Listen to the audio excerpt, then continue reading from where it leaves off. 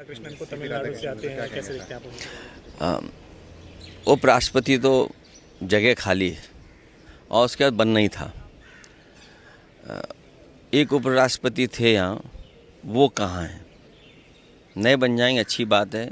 अभी क्या फ़ैसला लेंगे हम लोग वो अलग बात है, बैठ कर के फ़ैसला लेंगे हम लोग भी। खैर, उससे महत्वपूर्ण सवाल है जिसके लिए आज मैं मौन रहना चाहता था, लेकिन आपने मौन रहने नहीं दिया।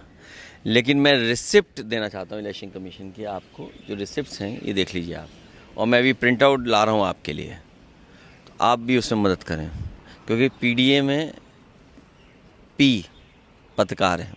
जब आप हमारी मदद करोगे तो अभी कम जीत के आए, अगली बार ज़्यादा जीत करके आएंगे, क्योंकि पी का मतलब पार्लियामेंट भी है। सर इलेक्शन कमीशन ने एक लंबी चौड़ी प्रेस कॉन्फ्रेंस की, उन्होंने कहा कि मैं प्रिंट होने गया है, प्रिंट होकर के मैं आपको रिसिप्ट देना चाहता हूँ, क्योंकि जिस समय ये आरोप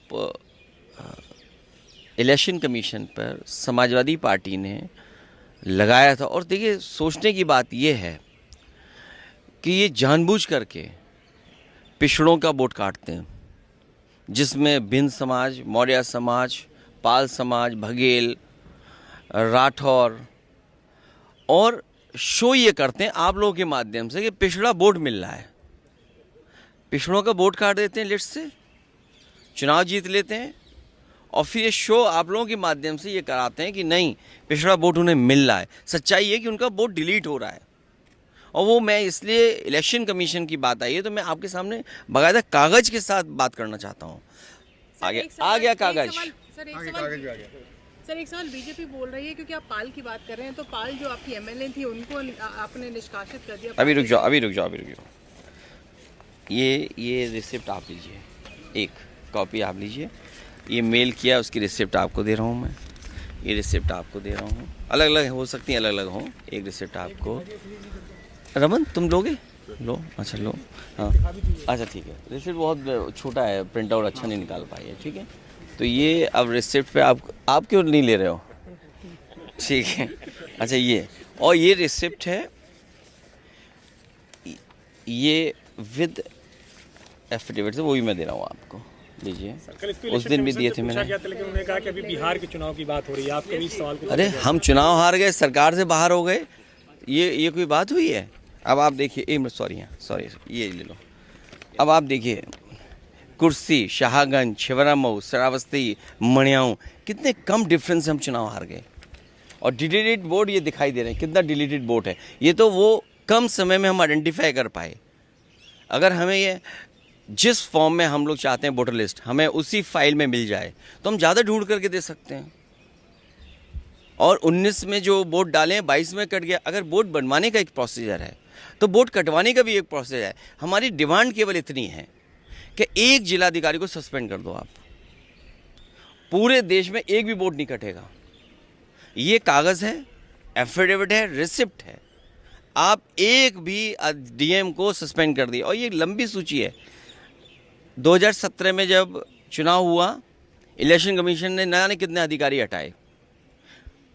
19 में अगर एक भी अधिकारी हटाओ तो बता दो, 22 में अगर एक भी अधिकारी हटाओ बता दो, 24 में एक भी अधिकारी हटाओ तो बता दो। और उससे पहले अगर सरकार दूसरी थी, समाजवादी पार्टी की थी, आप पता करिए कि कितने अधिकारी हटाए गए। डीजीपी हटाया गया, होम सेक्रेटरी, न जाने कितने अधिकारी हटाए गए। लेकिन जब से बीजेपी की सरकार उत्तर प्रदेश में आई है, तब से एक भी अधिकारी नहीं हटाया, एक भी शिकायत पर किसी अधिकारी को नहीं हटाया गया। आखिर क्यों? इलेक्शन कमीशन, इसका मतलब ये है कि बीजेपी का ज़्यादा कहना मानता है। हम अगर शिकायत करें, उस शिकायत पर कोई कार्रवाई नहीं होती है। बीजेपी की एक विधायिका छिबरामऊ, उन्होंने अपने बूथ पर 400 फर्जी वोट बना रखे थे। 400 वोट, सोचिए आप, एक बूथ पर 400 फर्जी वोट। हमने अपने कार्यकर्ता लगाया, जिम्मेदारी से काम किया, वोटर लिस्ट में ढूंढे, 200 से ज़्यादा वोट कटवाए हमने, 200 से ज़्यादा एक बूथ पे।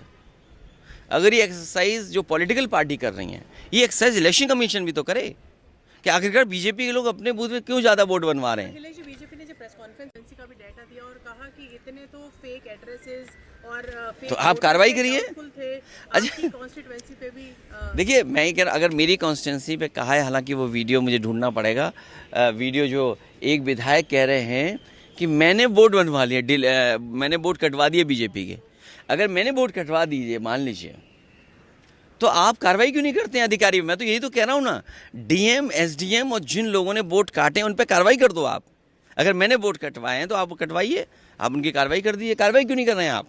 और 17, 19, 22, 24 जब से बीजेपी की सरकार आई, अगर एक भी अधिकारी हटता हो, आप ये तय करते हैं कि बीएलओ किस जाति के होंगे।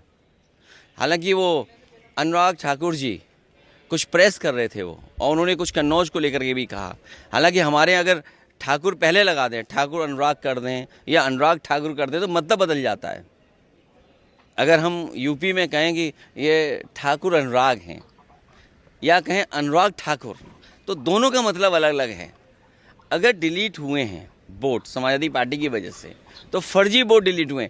विधायक बीजेपी की छिबरामऊ के उनके अपने बूथ पर बहुत फर्जी वोट थे, 200 से ज़्यादा हमने डिलीट कराए हैं फर्जी वोटों को। एक उदाहरण दे दिया मैंने आपको, और इसलिए मैं आपको रिसिप्ट दे रहा हूँ। होमवर्क आप भी करिए। अभी मैं लौट के दोबारा आ रहा हूँ, फिर आपको बहुत प्रिंट आउट दूंगा, विद एफिडेविट दूंगा।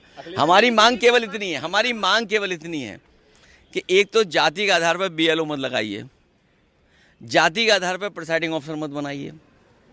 आप तय कर लेते हो कि कौन अधिकारी सूट करेगा। आप उत्तर प्रदेश का आंकड़े निकलवाइए आज, और मैं आप सबसे कह रहा हूँ, सबसे, कि आज आप आंकड़े निकलवाइए कि चुनाव होगा तो किस अधिकारी के अंडर होता है, एडीएम के अंडर।